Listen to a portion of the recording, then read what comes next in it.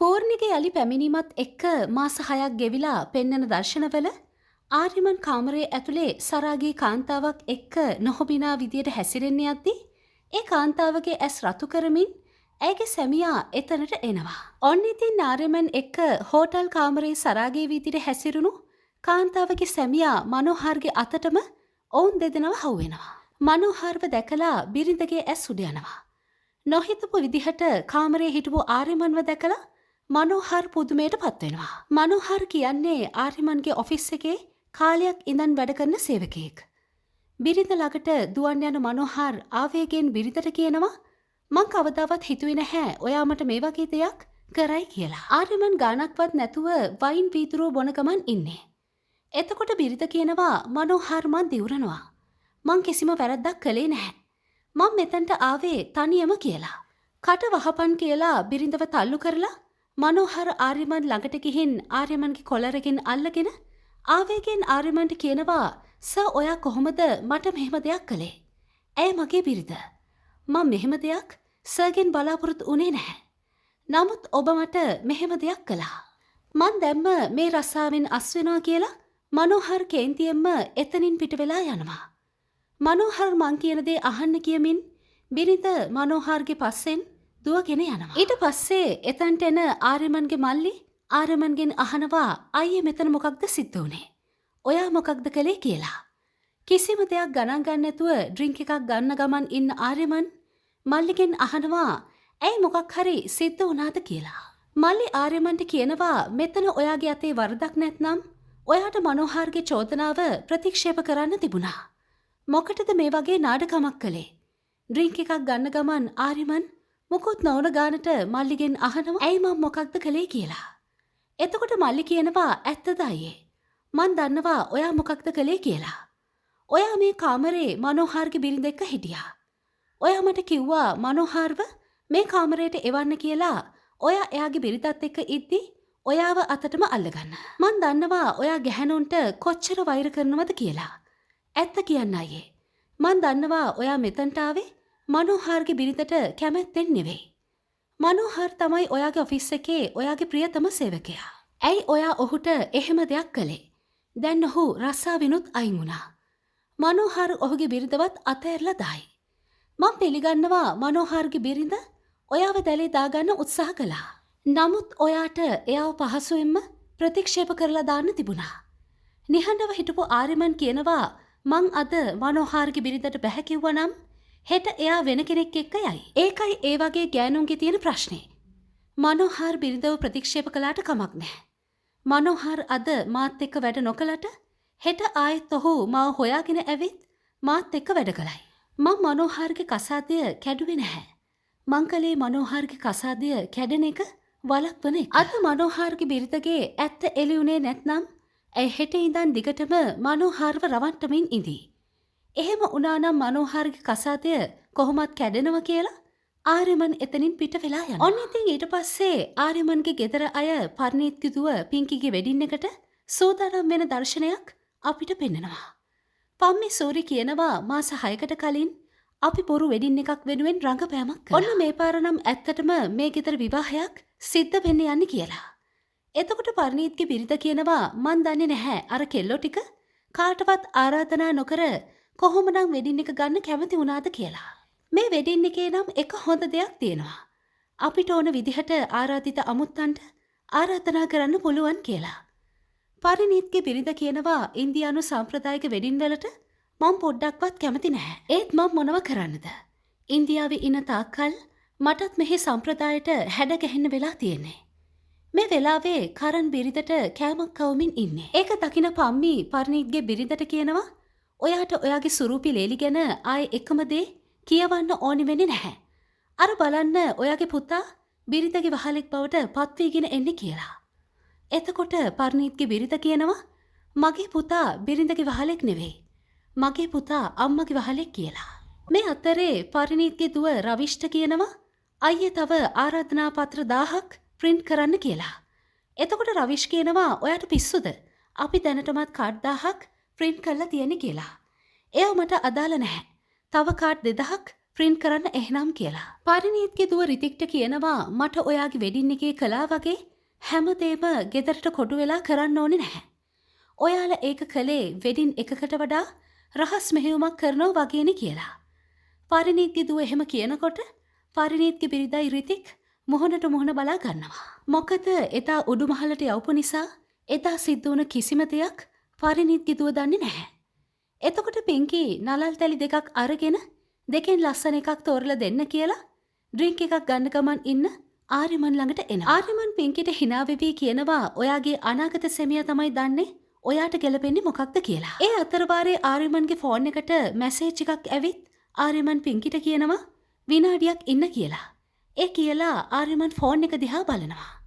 ඒ අතරවාරේ පින්කිගේ යාළුවෙක් ඇවිත් පින්කිට සුබ පතලා ආර්යමන්ව දැකලා කියනවා පින්කි ඔයාගේ අයියා නම් හරිම කඩවසම් කියලා. ඊට පස්සේ පින්කි යාළුවව පැත්තකට ඇදගෙන ගිහින් කියනවා ආර්යමන් අයියා මේ එන්ගේජ් වයිබ් එකට සෙට් වෙන මූඩ් එකක නෙවෙයි ඉන්නේ.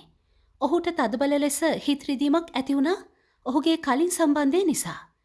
ඒ වේදනාව තාම ඉවරයක් නැහැ.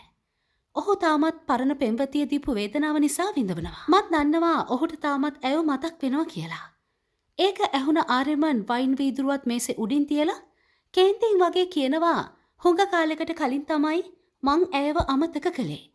මගේ හිතේ ඇය ගැන පොඩි මතකයක්වත් නැහැ කියලා ආර්යමන් එතනින් පිට වෙලා යනවා. ආර්යමන් ගියාට පස්සේ පින්කි යාළුවට කියනවා ඒ කෙල්ල දැන් විවාහ වෙලා සැමියාත් එක්ක ජීවිතේ ගත කරනවා. ඒත් මගේ අයියට තමයි තාම හිත හදාගන්න බැරි වුණේ කියලා. ඔන්න ඉතින් පින්කිගේ කසාදේ වැඩත් එක්ක බිසී වෙලා ඉන්න රවිෂ්ට පරිණීත්ගෙන් කෝල් එකක් එනවා උඩ තට්ටුවට එන්න කියලා. රවිෂ් රිතික්වයි මල්ලිවයි අඬ ගහගෙන උඩට යනවා. මොකද උනේ තාත්තේ ඔයා කලබලෙන් වගේ අපිට උඩට එන්න කිව්වේ ඇයි කියලා. ඒ වෙලාවේ බල්ජිත් ෆයිල් වගේක් පරිණීත්ට දෙන ගමන් ඉන්නේ. පරිණීත් කියනවා අද මට ආර්යමන්ට කරදර කරන්න ඕනේ නැහැ. ආර්යමන් දිගින් දිගටම ඩ්‍රින්ක්ස් ගන්නවා. එයාට මොකක් හරි සිද්ධ වෙලාද කියලා. එතකොට පරිණීත්ගේ පොඩි පුතා කියනවා ඔව් ආර්යමන් අයියා අද උදේ ඉඳන් හොඳ මූඩ් එකක නෙවෙයි ඉන්නේ කියලා. එතකොට පරිණීත් පුතාලට කියනවා ආර්යමන්ට මේ සිද්ධ වෙන කිසි දෙයක් කියන්න එපා. ඔයාලා හොඳින් අහගන්න. අපේ ඊළඟ ප්ලෑන් එකට සූදානම් වෙන්න කාලය ඇවිත් තියෙන්නේ කියලා. එතකොට කරන් අහනවා තාත්තේ මොකක්ද අපේ ඊළඟ ප්ලෑන් එක කියලා. එතකොට පරිණීත් කියනවා හැමදේම විකුණලා මෙහෙන් පැනගන්න එක කියලා. කරන්ලා උඩබිම බලද්දී පරිණීත් කරන්ගේ අතට ෆයිල් එකක් දෙනවා. මේ තියෙන්නේ අපේ වත්කම් දේපල. අපේ කාර් බංගලා ව්‍යාපාර ගැන ඔක්කොම තොරතුරු මේ ෆයිල් එකේ ලැයිස්තුවක් හදලා තියෙන්නේ කියලා. ඒවා හොඳ මිලකට විකුණලා මෙහෙන් පැනගන්න එක තමයි දැන් කරන්න ඕනි කියලා.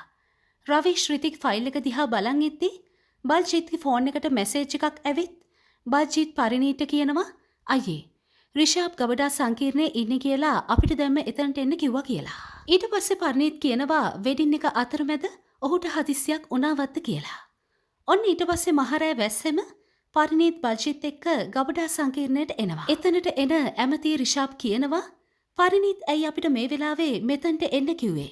හෙට දරුවගේ එන්ගේජ්මන්ට් එක නිසා තව කරන්න වැඩ ගොඩක් ඉතිරි කියලා. රිෂාබ් කියන දේ හිතාගන්න බැරුව පරිණීතුයි බල්ජිතුයි මොහොනට මොහොන බලා ගන්නවා. පරිණීත් ඇඟිල්ල දික් කරලා රිෂාබ්ට කියනවා ඔයානේ අපිට මෙතනට එන්න කිව්වේ කියලා. එතකොට රිෂාබ් කියනවා මොකක්ද කියන්නේ කියලා. ඊට පස්සේ බල්ජිත් රිෂාබ් එවපු මැසේජ් එක පෙන්නනවා. මේ බලන්න ඔයා මට එවපු මැසේජ් එක කියලා ඇමති ෆෝන් එකෙන් බල්ජිත්ට මැසේජ් එකක් පෙන්නනවා. එතකොට රිෂාබ් කියනවා මේ මොන විකාරයක්ද කියලා. රිෂාබ් එවෙලේ එතන තිබුණ වතුර දිහා බලද්දී වතුරෙන් මතුවුණු කිඹුල්ල දැකලා බය වුණ පාර කකුල් පැටලිලා වතුරට වැටෙන්න යද්දී බල්ජිත් රිෂාබ්ව අල්ල ගන්නවා. ඒ වතුරේ කිඹුල්ලු පිරිල ඉන්නව දැකලා රිෂාබ් හොඳටම බය වෙලා පපුවත් අල්ලගෙන කියනවා මේ තන කිඹුල්ලුන්ගෙන් පිරිලනි කියලා. එතකොට පරිණීත් කියනවා අපි දෙගොල්ලන්ට මෙතනට එන්න කියලා අපේ ෆෝන් වලින් මැසේජ් එව්වේ කවුරු වෙන්න පුළුවන්ද කියලා. එතකොට ඇමති කියනවා මේක කළේ ඔහු එන්න බැරිද කියලා. පරිණීත් පුදුමයෙන් වගේ බලන් ඉන්නකොට රතු පාට ලොග්ගුවක් පොරවගත්ත අමුතු මිනිසෙක් එතන ඉන්න කිඹුල්ලොන්ට කතා කරනවා මගේ ළමයිනේ ඔයාලට කොහොමද? මට ඔයාලව ගොඩක් මතක් වුණා කියලා. මොකද මේ මගේ ළමයි මගේ කිඹුල්ලු කේන්ති. එයාලට කන්න දුන්නේ නැද්ද කියලා ඒ පුද්ගලයා එතනට ආපු සේවකයාගෙන් අහනවා. එතකොට සේවකයා කියනවා කන්න දුන්නා. ඒත් උන්ට ඒ ප්‍රමාණවත් නැහැ වගේ කියලා. අර පුද්ගලයා කියනවා තව කන්න දෙන්න. නැත්නම් මගේ දරුවෝ බඩගින්නේ කියලා. එතකොට සේවකයා කියනවා කන්න දුන්නට වැඩක් නැහැනේ. උන්ට ප්‍රමාණවත් නැත්නම් කියලා. එතකොට අර ලෝගුව ඇඳගත් පුද්ගලයා සේවකයාව එකපාරම වතුරට තල්ලු කරනවා. කිඹුල්ලු අර සේවකයාව මරලා කනවා. ඒක දැකපු පරිණිත්ලා හොඳටම බය වෙනවා. ඊළඟට අර ලෝගුව ඇඳගත්ත මිනිස්සයා පරිණිත්ගෙන් අහනවා කෝ මගේ මැනික කියලා. අපි ඒක ඉක්මනින් හොයාගන්නවා කියලා පරිණිත් බය ගැහි ගැහි කියනවා. මගේ ළමයි තාම බඩගින්නේ කියලා අර පුද්ගලයා කියනවා. අපිට හෝඩුවාවක් ලැබුණා ඉන්දියාවේ වෙස්වලාගත් නාගයෝ ඉන්නවා කියලා. එතකොට රිෂාබ් කියනවා අවුරුදු 44ක් තිස්සේ අපි ඒ නාගයව හොයනවා කියලා. අර පුද්ගලයා කියනවා උඹලා අනිවාර්යෙන් ඒ නාගයව හොයාගන්න ඕනි කියලා. අවුරුදු 24කට කලිනුත් උඹලා ඒ නාගයව හෙව්වා. ඒත් හම්බුනේ නැහැ. හැබැයි මේ පාර උඹලට උඹලගේ ජීවිතේ බේරගන්න ඕන නම් ඒ නාගයව හොයාගන්නම වෙනවා කියලා. ඊට පස්සේ ඒ පුද්ගලයා එතනින් යනවා. පරිණීත්ලා බය වෙලා මුහුණට මුහුණ බලා ගන්නවා. බාජිත් කියනවා අපිට මේ පාර නම් අනිවාර්යයෙන්ම නාගමාණික්‍ය හොයාගන්නම වෙනවා. නැත්නම් ඔහු අපිව පන පිටින්ම කිඹුලන්ට කන්න දායි කියලා. එතකොට රිෂාබ් කියනවා ඔව් ඔහු අවුරුදු 30ක් තිස්සේ කිඹුලන්ගේ හොඳ යාළුවෙක් කියලා. හිතලා බලන්න ඔහු අපිට මොනව කරයිද කියලා. එතකොට පරිණීත් කියනවා ඉක්මනටම නාගමාණික්‍ය හොයාගන්න. අපිට බේරිලා ඉන්න තියෙන්නේ තව දවස් 10යි. උඹලගේ ඔක්කොම මිනිස්සු යොදවලා ඒක හොයාගනින් කියලා. බැරි වුණොත් ලොකු විනාශයක් වෙන්නේ කියලා. ඉතින් පරිණීත්ලට ඊළඟට මොකක් සිද්ධ වෙයිද? ඊළඟ කොටසින් හෙට හමු වෙමු.